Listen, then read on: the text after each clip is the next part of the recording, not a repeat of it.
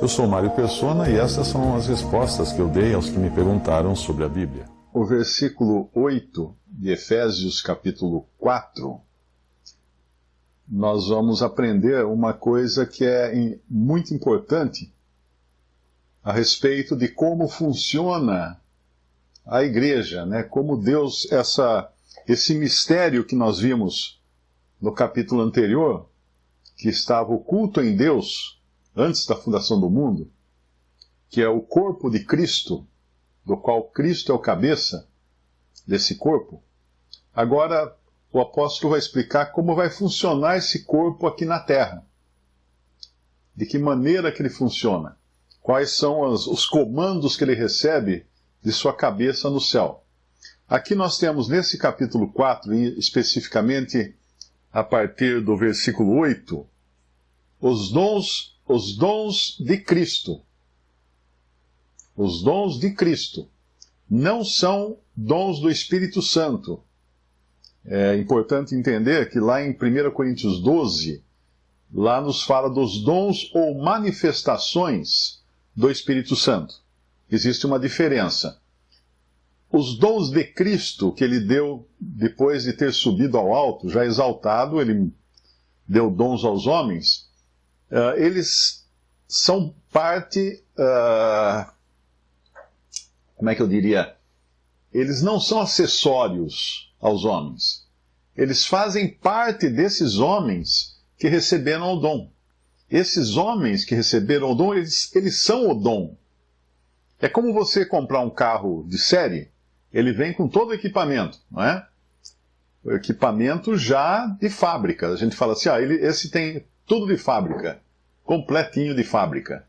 Porque são coisas já colocadas nele e para ele funcionar. Tem um motor, por exemplo, o motor vem de fábrica. Se comprar um carro sem motor, é melhor devolver.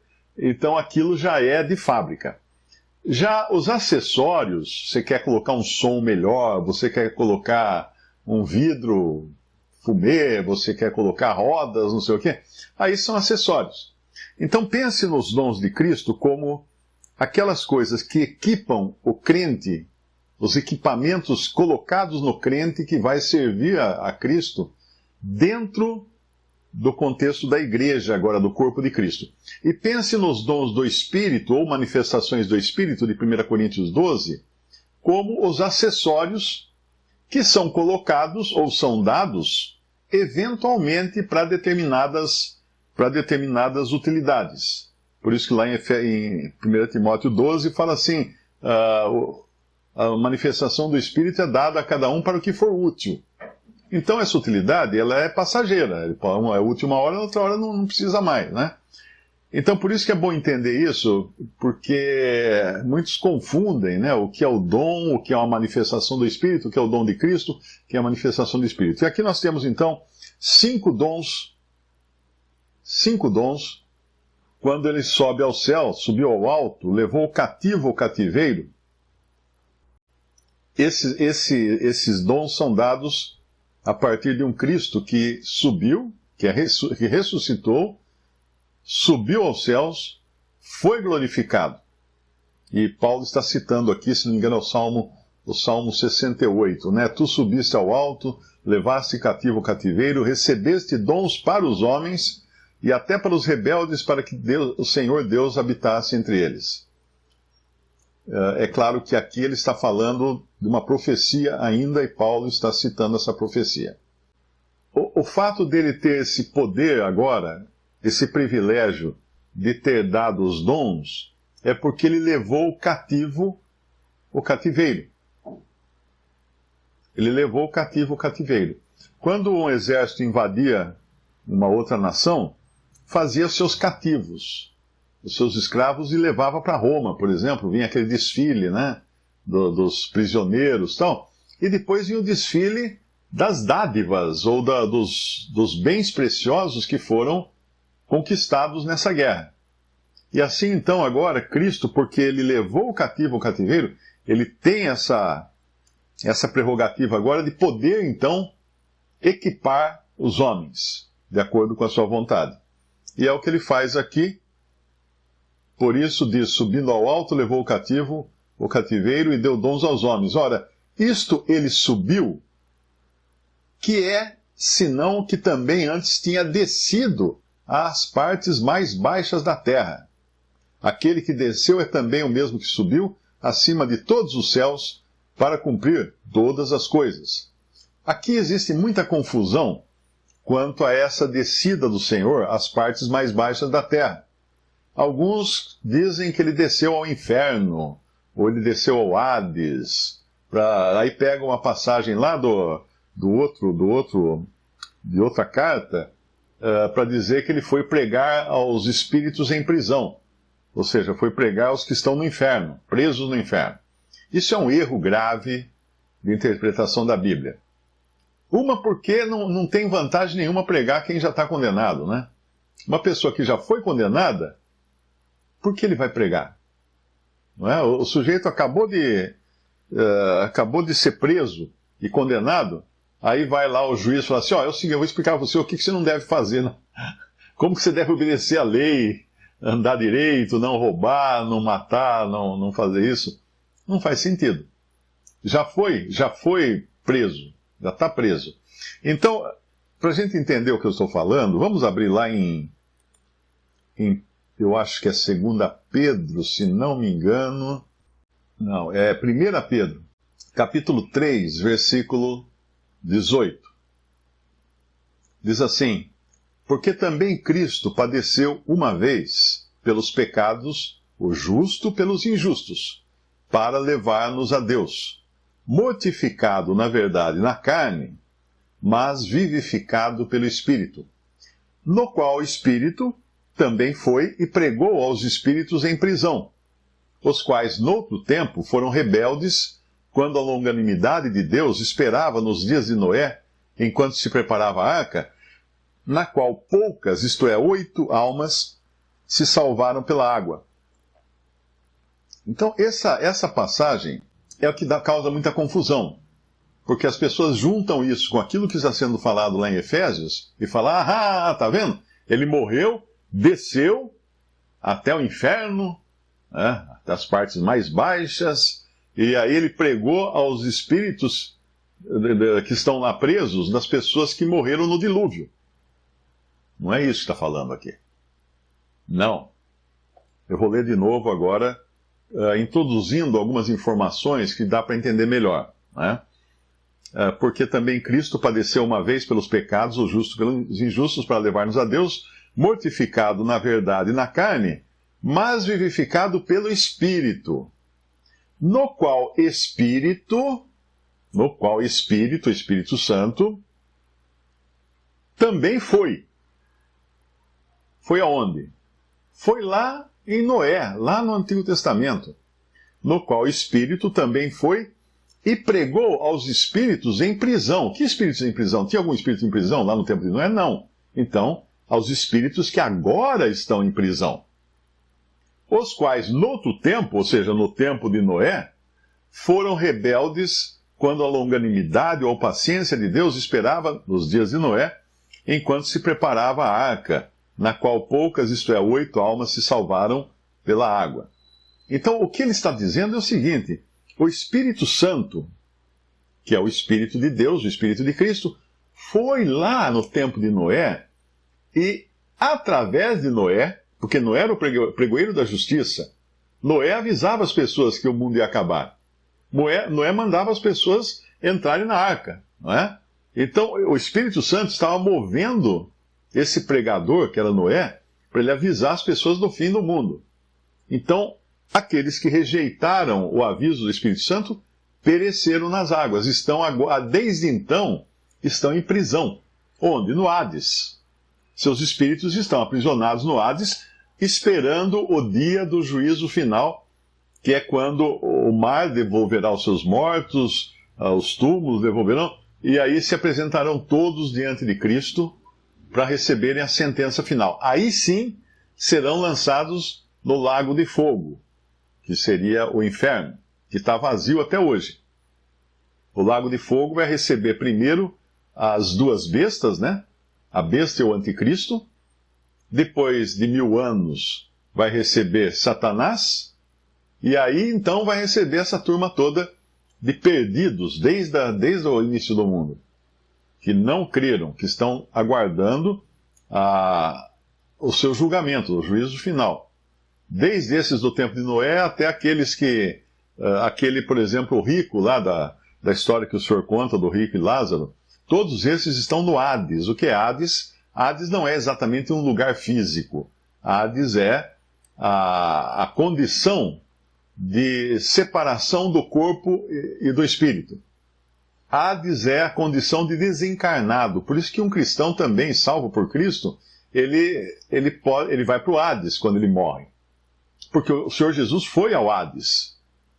Foi ao Hades como? Ficou nessa condição de morte, de desencarnado. O corpo foi sepultado, o espírito subiu para o céu, onde se encontrou com aquele malfeitor que se converteu, cujo corpo também foi sepultado. Os dois estavam em condição de Hades. O Senhor durante 3 dias, o malfeitor até hoje está. Mas ele já está em espírito, em alma e espírito, desfrutando da presença do Senhor no céu, como o Senhor havia prometido a ele.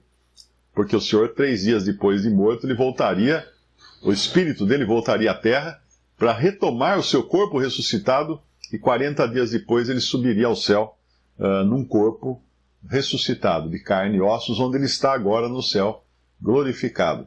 Então, juntando tudo isso, o que Efésios está dizendo é que ele desceu, mas ele não desceu ao Hades, ele não desceu ao inferno, ele não desceu a pregar para espíritos em prisão, porque isso quem pregou foi Noé, lá atrás, no tempo do dilúvio.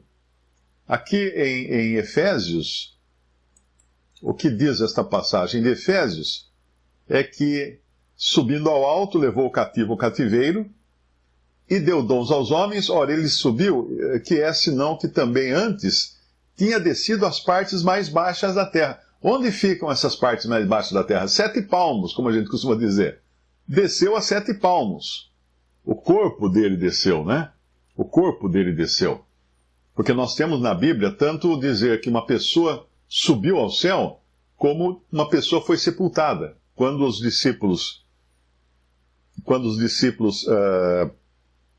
depois do apedrejamento ali em Atos capítulo 8, né, de Estevão, quando Estevão é apedrejado, depois que ele morre, Atos capítulo 8, no versículo 2 diz assim: e uns homens piedosos foram enterrar Estevão, e fizeram sobre ele grande pranto.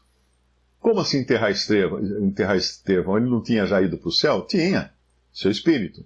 Mas o seu corpo também é chamado de Estevão. Porque o ser humano, ele é espírito, alma e corpo. Às vezes a gente fala assim, não, mas aí só está o esqueleto. Mas é o esqueleto daquela pessoa. É esse esqueleto que o Senhor vai ressuscitar um dia para juntar de novo com o espírito. Uma das perguntas mais curiosas que eu recebo, é impressionante quantos cristãos me perguntam isso. Eles dizem assim, se aqueles que morreram crendo já estão no céu, por que vai ter ressurreição? Porque nós somos espírito, alma e corpo. Estão no céu em espírito e alma só.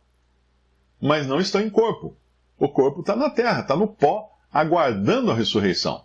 Assim como o Senhor Jesus hoje está no céu completo, espírito, alma e corpo. Ok?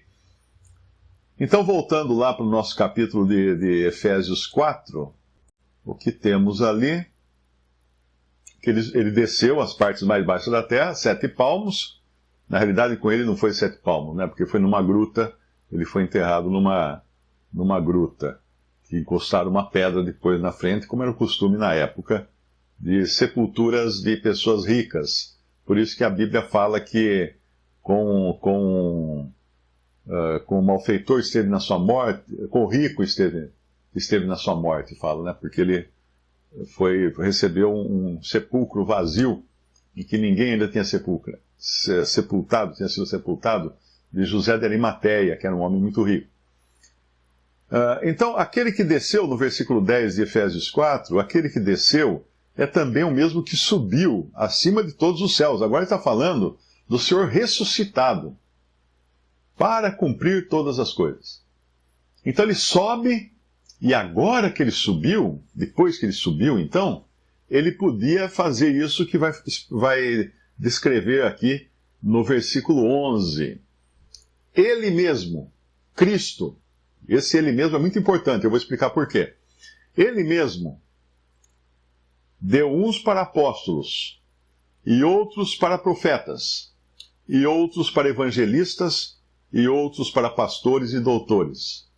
Os apóstolos ele havia escolhido enquanto estava na terra, mas eram ainda apóstolos dentro de uma outra dispensação, de um outro momento, porque eles seriam aqueles que iriam anunciar a chegada do Messias.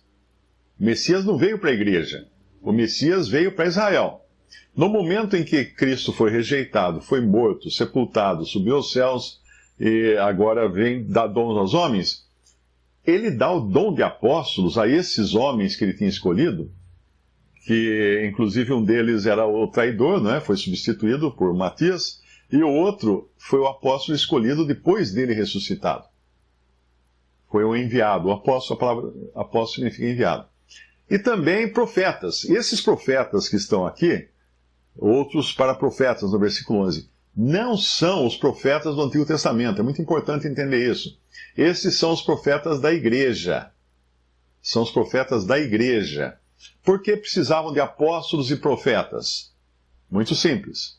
Os apóstolos tinham andado com o Senhor Jesus, tinham conhecido o Senhor Jesus pessoalmente, essa era uma condição, isso é explicado no capítulo 1 de Atos. E qualquer pessoa que hoje disser que é apóstolo é um impóstolo, impostor-óstolo, porque ele não pode ser apóstolo porque ele não viu Jesus, ele não andou com Jesus. Ok? Muito importante entender isso, porque tem um monte de gente por aí que põe até um AP antes do nome. Isso aí é que nem eu entrar no hospital e colocar, ó, Dr. Mário Persona aqui, e já vou para a sala de cirurgia, visto as luvas, entro lá, pego o bisturi e começo a cortar o corpo do infeliz que estiver lá anestesiado. Eu não posso fazer isso, porque eu não tenho um curso de medicina, eu não sou formado em medicina. Então qualquer pessoa que se declara apóstolo é impostor. Isso aí é um crime, né? Aquele crime que tem de falsidade ideológica. É falsidade ideológica, porque ele não viu Jesus. Ele não andou com Jesus. Ele não recebeu essa designação do próprio Senhor Jesus. Então esses são os apóstolos da igreja e os profetas. Quem são os profetas? Às vezes nós temos um apóstolo que é também profeta. Porque quando a igreja começou, só tinham as escrituras do Antigo Testamento. Então ninguém chegava, por exemplo, lá em Éfeso, na reunião, e falava assim, vamos abrir em 1 Timóteo, capítulo tal, não sei o quê. Os irmãos iam olhar um para o outro e diziam, quem que é 1 Timóteo? O que é isso, né? Porque não existia. As cartas estavam sendo escritas pelos apóstolos na sua função de profetas, e nas assembleias também havia os profetas trazendo novas revelações para a igreja, profetas da igreja. É muito importante entender que nós não temos mais nem apóstolos e nem profetas nesse sentido. Os profetas que nós temos hoje são aqueles que proferem da palavra de Deus. Qualquer pessoa, eu abro a Bíblia e vou falar da palavra de Deus, eu estou proferindo ou profetizando da palavra de Deus. Mas aqueles que falavam coisas que eram desconhecidas ainda, que eram revelações do Espírito Santo para a igreja, como Paulo, por exemplo, nas suas cartas, como Tiago, como Pedro, como João, como Judas, eles estavam agindo como profetas, eles estavam recebendo um conhecimento inédito que ninguém tinha recebido ainda. E depois isso seria escrito na forma de cartas e começariam a circular entre as igrejas. Por isso que nós vemos em algumas passagens Paulo falando essa carta seja lida em Laodiceia e a carta que foi mandada para Laodiceia seja lida entre vocês. Porque foi assim que começaram a formar, a compilar o Novo Testamento, as cartas dos apóstolos e profetas da igreja, circulando e formando então o cânon, o volume do Novo Testamento que nós conhecemos hoje. Então, esses dois dons não existem mais, porque Paulo foi aquele que recebeu a chave para fechar a revelação de Deus. Paulo fala isso para dar cumprimento à palavra de Deus. Tem um versículo que ele menciona isso. Então, ele cumpriu, ou seja, completou a palavra de Deus, Paulo. Ok? Depois ele fala desses dois dons, né, apóstolos e profetas. Aí sim vem 3 dons que são existentes até os dias de hoje, que são evangelista, e outros para pastores, e outros para doutores. Quem são os evangelistas? Muito claro, pregam o evangelho. Quem são os pastores? Que pastoreiam, que consolam, que confortam, que curam as ovelhas. Porque isso é o que um pastor faz, né? O pastor de ovelhas faz isso. Ele guarda as ovelhas, ele protege as ovelhas, ele busca a ovelha perdida. Isso é o pastor que faz. E doutores, que são os que ensinam a doutrina. Esses vêm com o tutano da coisa, com a coisa mais elaborada, não é? O evangelista vai buscar matéria-prima para trazer, para formar o corpo de Cristo. Vai atrás de incrédulos. A ação do evangelista é muito mais fora da assembleia ou da igreja do que dentro. Uma vez que ele traz os incrédulos convertidos, os pastores agora vão cuidar deles. Apaga da sua mente a ideia do pastor, aquele homem de terno no púlpito lá na frente, porque não existe isso. Qualquer um numa assembleia pode receber o dom de pastor. Isso é uma pessoa que tem tremendo cuidado para cuidar das ovelhas. E assim, enquanto eles estão ali sendo cuidados, vem o mestre ou o doutor e traz a coisa mais complexa, o conhecimento da palavra de Deus. Agora, esses 3 dons são universais, assim como são apóstolos e profetas, que existiam e eram universais. Esses 3 dons são universais, ou seja, um evangelista, ele é evangelista em qualquer lugar onde ele estiver, até debaixo d'água ele é evangelista. Se ele for um marinheiro que trabalha no submarino, ele é evangelista lá embaixo do mar, porque ele pode pregar evangelho lá. Se for um pastor, o dom, se a pessoa tem o dom de pastor, também, mesma coisa. Se for um mestre, mesma coisa. Eles não são limitados à assembleia local. Isso que muita gente confunde. Os que zelam pela assembleia local são os anciãos ou bispos ou presbíteros, que não são dons, são ofícios. Eles são os oficiais da assembleia local. Eles não podem se intrometer na assembleia do outro lado da rua, porque eles são locais. Não vamos falar do outro lado da rua, porque as assembleias eram de cidade em cidade, né? Mas eles não podem se intrometer, então, na cidade vizinha, porque eles são locais. Já o evangelista, o pastor ou o mestre, eles têm livre circulação por onde quer que eles forem. Eles podem exercer o seu dom em qualquer lugar. Não estão limitados à assembleia local. Agora, eu falei no começo que era muito importante aquilo que ele fala aqui no versículo 8, levou o cativo o cativeiro e deu dons aos homens. Porque isso, Cristo deu os dons aos homens. Então, qualquer pessoa que venha para alguém e fale assim, eu vou te dar o dom de pastor para pastorear a igreja aqui, o nosso templo, não sei o quê. Isso é papo furado, é conversa mole, porque é Cristo quem dá os dons, não é um homem. É Cristo ressuscitado que dota, né? Porque dota, do verbo dotar, que é conceder capacidade a alguém. E isso é o que Cristo faz. Ok? Então, se alguém tem o dom de apóstolo, não, porque não tem mais, nem de profeta, mas se alguém tem o dom de evangelista, de pastor e de doutor, não recebeu isso de homem nenhum. Nem de uma junta de missões, nem de uma igreja, nem de uma organização religiosa, não recebeu, porque isso não existe na Bíblia. Ele recebeu isso de Cristo. De Cristo. E ninguém tem nada a ver com o dom dele.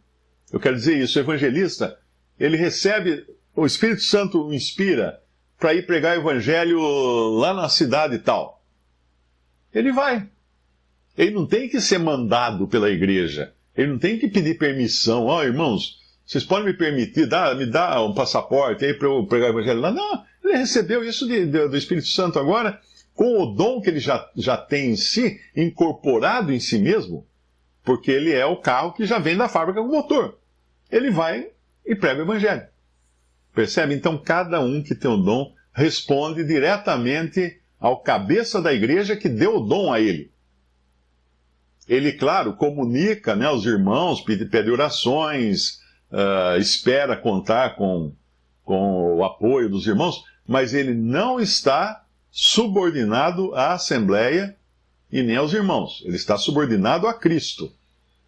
Isso é muito importante, porque nós vemos isso também na maneira de agir de Paulo. Quando ele se converte e ele recebe, então, o apostolado, ele fala, não fui a ninguém, né? Não fui nem a Pedro, nem a ninguém. Porque o dom é isso, a pessoa recebeu de Cristo, ela tem agora autoridade para exercer o seu dom, onde ela estiver e da maneira como ela foi dirigida pelo Espírito Santo. É claro que se ela pisar fora do caminho, né, a Assembleia vai estar sabendo, e aí sim entra uma outra questão, que é da disciplina e coisa e tudo, porque ele não é um super-homem, né, o que tem um dom. Ele não é uma pessoa impermeável a qualquer crítica ou qualquer ensinamento, de maneira nenhuma. De maneira nenhuma. Ele tem que estar em consoante, né, em perfeita comunhão com os irmãos da Assembleia local onde ele atua e para onde ele vai também. Os irmãos precisam saber daquilo e vão orar por isso também. Visite respondi.com.br. Adquira os livros ou baixe e-books. Visite 3minutos.net. Baixe o aplicativo.